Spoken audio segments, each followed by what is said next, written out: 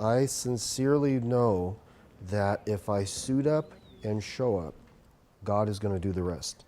If I strap on that guitar, step toward that microphone, something is going to happen. I know who I am and I know who I'm not.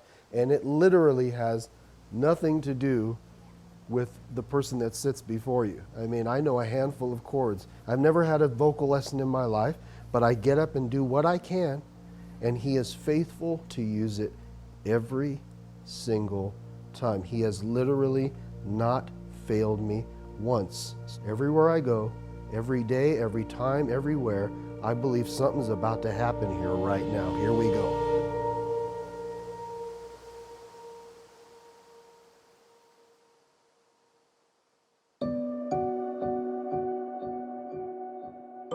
So Art lived here. We're twin boys, the same age as me. And at the end of the street, there were two more the kids in the neighborhood to go to these with a sister that lived just a few houses riding our bikes, you know, popping wheelies off these little, it was good times. You know, the older I get, the more and more gratitude just swells up in me for my mom and dad. My parents worked super hard to position us for success. And in the midst of that, their son got this wild idea one day, thinking that he was ready to take his bass guitar and tour the world. And when his dad gave the advice that maybe you should wait a couple years until you're a little older, their son rebelled against that decision, rebelled against their authority. And it was a short time after I made that decision to run away from home that I started experimenting with drugs. And then the chains of addiction, the weight of addiction is what ultimately came in and just totally swept me away as far as I could get from my family. You know, people measure their arrest record, and I looking back, it wasn't about arrests, it was about a rescue mission that was unfolding, you know. I didn't see it at the time, but looking back now, there's no doubt in my mind.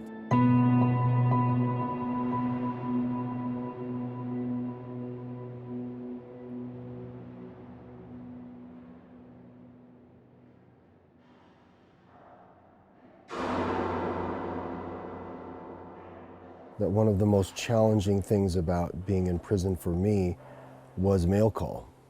And each day it was like this reminder of every bridge I had burned and every relationship that I had abused or neglected or taken advantage of, you know. And it was a reminder that, you know, it's possible that I have damaged these relationships beyond repair. I may never be in my mother's life again. I may never sit at a table across from my father. I may never be invited to my sister's home again. But all of a sudden I received a piece of mail. However, I didn't recognize the name or the return address. So I sat down and I ripped into this envelope. I just couldn't wait. I was so excited. And what I pulled out is what I would call a Christianese Hallmark card. So it was basically like a greeting card, but it had a lot of religious overtones, telling me that, you know, I was loved by God and that kind of stuff. I remember being a little disappointed, and my head kind of hung low, and I got that card and put it back in what was left of that envelope. And then all of a sudden I thought to myself, man, it feels good hearing my name called at mail call.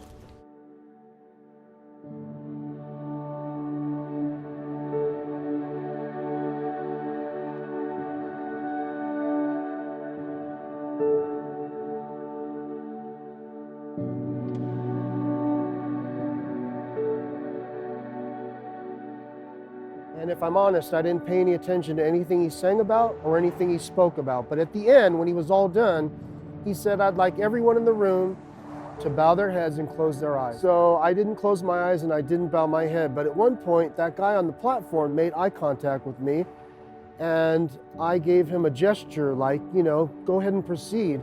And he continued to stare at me. He didn't blink, he didn't look away. So I used both hands and I kind of said, go ahead and proceed.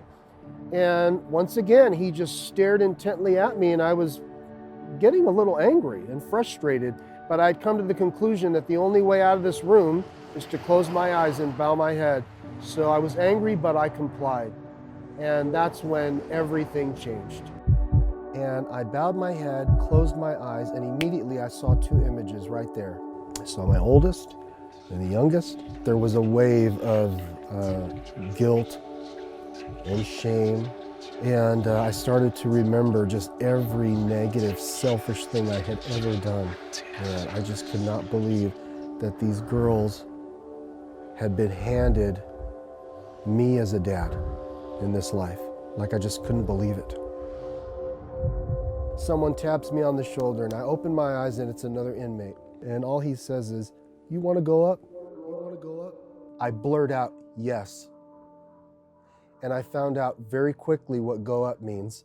And he walked me right down the center aisle in front of God and everybody. Apparently we prayed a prayer to receive Jesus. I went back to my cell that night. Lights went out. My head hits the pillow. And the very last thought I had before I fell asleep is, what did you just do? Woke up the next day. First thought I had, all the cards I got twice a month, every month for over 2 years. So I leafed through them, found the one with the phone number. This call will be monitored and recorded. Hello? Who is this? Hello, this is Richard Andrews. Have you given your life to Jesus yet? I went up last night. Does that count? Praise the Lord. Now it's time for you to speak in tongues. Here we go. The phone call was 15 minutes. It felt like 15 weeks. And I took the receiver and I put it on the cradle and I stepped out of the phone booth and I made my way out onto the prison yard, and I just said, man, note to self, don't ever call the number again. Like, lose that number stat.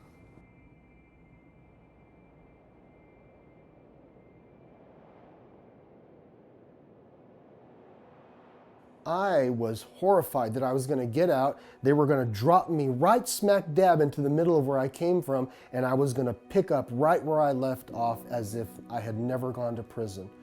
Get out, get high, and then it would just be a matter of time before I was in the revolving door that is the justice system and incarcerated again. I mean, I'm 24 years old when I got out of prison. Okay, I'm an adult male, and to be honest, the only thing my parents know about me at that time is that I'm an addict, is that I'm a thief, is that I'm a liar. But God bless them, they opened up their home anyway. If there was the slightest chance their kid could be free from this life, they opened their door. And that made all the difference for me. I had prayed a prayer in a prison chapel to receive Jesus at an altar call in the prison chapel, but I really didn't pursue a relationship with him straight away. I don't even know that I took that encounter really seriously at the time. And a condition of my parole was that I had to be in a 12-step program, and I found one at a local church. And there were men in the 12-step program that were active in that church's men's ministry. They took me under their wing, invited me to a men's ministry event, and literally that's where everything started to change. And God started to minister to me. He started to rewrite my story. He didn't come in and put Band-Aids on everything. He remade my life. I'm not walking around halfway being a son or halfway being a father. He remade me. So what it looks like today is that I've been the best son always that my parents have ever had. And I've been the best father that my daughters have ever known their entire lives. That's what it looks like today. You know what I mean? And I'm not boasting in myself. I'm boasting in the supernatural, restorative, and redemptive work of the cross of Jesus Christ. I mean, that's what it looks like in my life. Eventually, I got plugged into a local church, and I was passionate. I wanted to serve, and I told the pastor, what can I do? I'll park the car, scrub the toilets. He said, let's start here. What do you know how to do? And I thought for a second. I said, Pastor, I've just been a drug addict, a criminal. I don't know how to do anything. And he said, think a little harder. And I said, well, while I was in prison, another inmate taught me 3 chords on a guitar. And he said, fantastic, that's all you need to play every worship song known to man. So that's where I started. I started strumming 3 chords for a Bible study on Thursday nights. And on a Thursday night in a living room of a Southern California home for about 10 people, I sang for the first time in my life. And I'll never forget, the song I sang was Lord, I Lift Your Name on High. Never sang before, and I have not stopped singing since that night.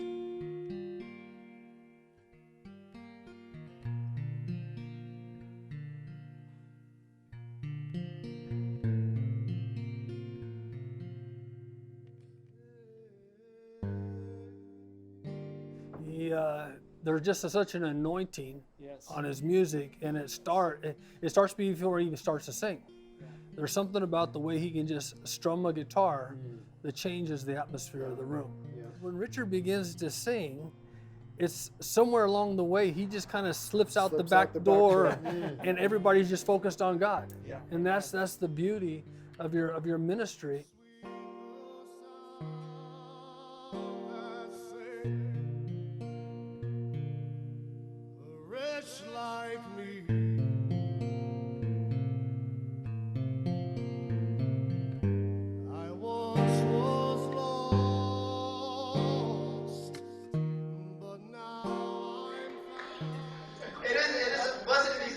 Artists, and the moment you have been waiting for, the winner of the Best of the Blessed Soul Division for 2010 is Richard Andrews.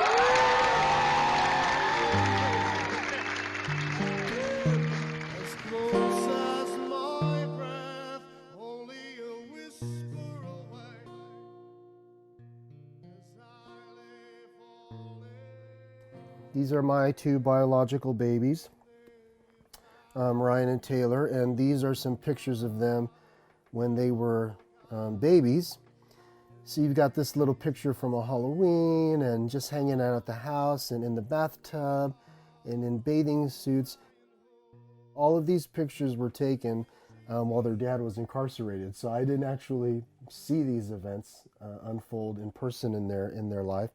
I was behind bars, and if I wasn't behind bars, I was still just out in the street running amok and trying my very best to be the worst father that any girl could ask for. We had one of those playpens that you push the floor down and the four walls pop up.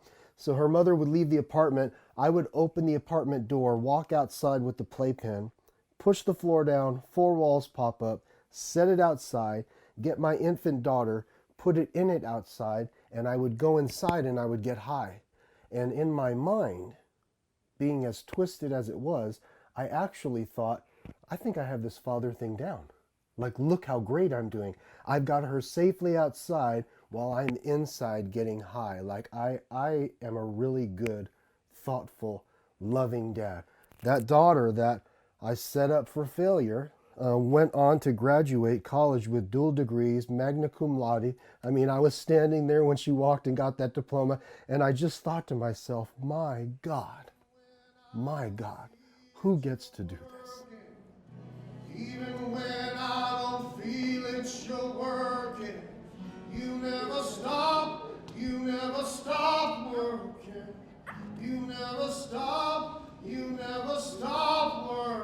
Yeah, these humans that we love to death, that we made.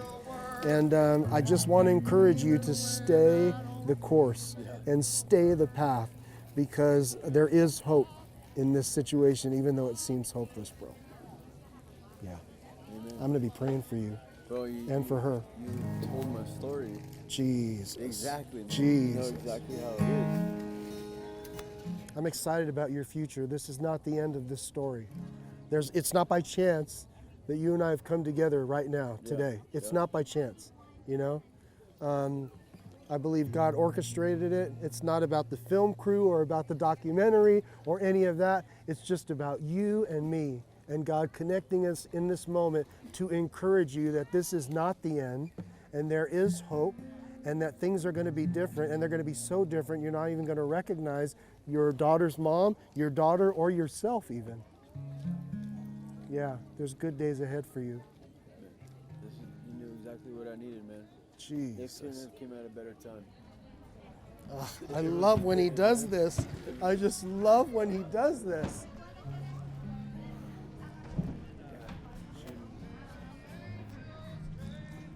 My favorite part about him is he'll go anywhere.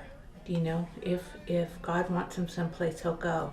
That's what I think I fell in love with most. When we first got together, it was so funny. We were kind of getting to know each other, and he said, "You want to come to a church service with me?" And I said yes.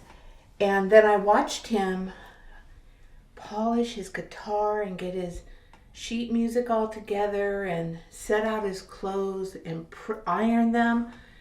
And then we drove.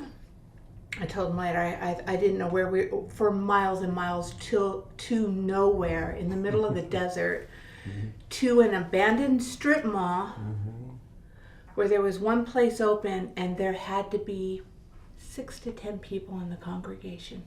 It doesn't matter if it was that or flying to Washington, D.C. It all means the same to him, you know?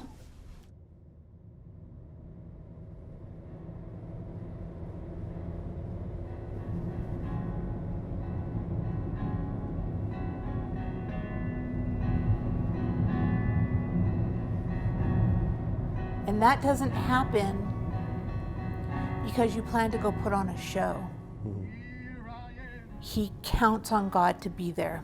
And he's never failed me. No. He has never failed me.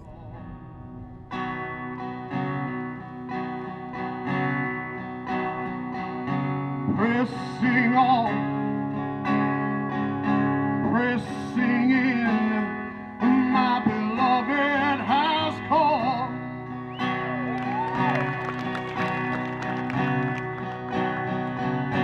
Well, I've made it this far. Hope goes a long way behind bars. It would be like being in a dark room and you light one candle and the whole room is affected by the one candle. It's the same thing. There is this this connection, this full circle that he feels going into the prisons. It's a place of gratitude. It's a place of he could never give enough back for what God has done for him. And so it's an honor. It's an honor to go in there. I never make the mistake of putting God in a box and thinking that I can define when he's moving or when his power is on display. So I don't need to necessarily see everything right now. I don't need everyone to walk by me and high five and say, I'm changed on their way out. But I go home knowing God did something in that place today, and thank you for giving me a front row to see it, period. To him who sits on heaven's mercy seat. And about 2.5 years after my release from prison, I was invited to a church where my pastor was invited to be a speaker. At the end of the service, I pack up my gear and I'm standing in the back of the sanctuary ready to leave. And there's a group of people having a conversation, maybe 6 or 8 feet from where I'm standing. And then I hear one word, clear, Rose. This went on a few times. After the 3rd or 4th time, I approached the group, and the person nearest me said, you have such a beautiful voice. And I said, well, thank you, and God bless you. I said, I overheard the conversation. Is your name Rose? She said, yes, it is. And I said, Rose, what's your last name? And she said, Gunn. My name is Rose Gunn. And immediately my mind flashed back to the return address on every one of those cards I got in prison. Twice a month, every month for over 2 years. As it turns out, she was writing inmates all over the country. And she had a seemingly thankless and fruitless ministry. She wasn't a wealthy woman, but she had a lot of time, and she could afford some note cards and stamps. And after doing it for years, one inmate walked up to her, and it was me. When Rose was on her deathbed in a nursing home, I was standing next to the bed, holding her hand, praying one of the last prayers she would ever pray this side of heaven. And in that moment, God really showed me, Richard, I orchestrated all of this for my servant Rose. I did not want her to pass from death to life alone because I didn't want her to be scared in this place. And because he's so good, he didn't forget about me, the knucklehead teenager who ran away from home to join the punk rock music circus. He didn't forget about me. And what did he do for me? Well, he put a new song in my heart. He has used me to literally travel around the country and the world, singing songs that he's given me and telling people a story about a little old lady named Rose. And over the years, we've seen thousands of people make first-time decisions for Jesus. This is her legacy. This is Rose's legacy continuing to unfold.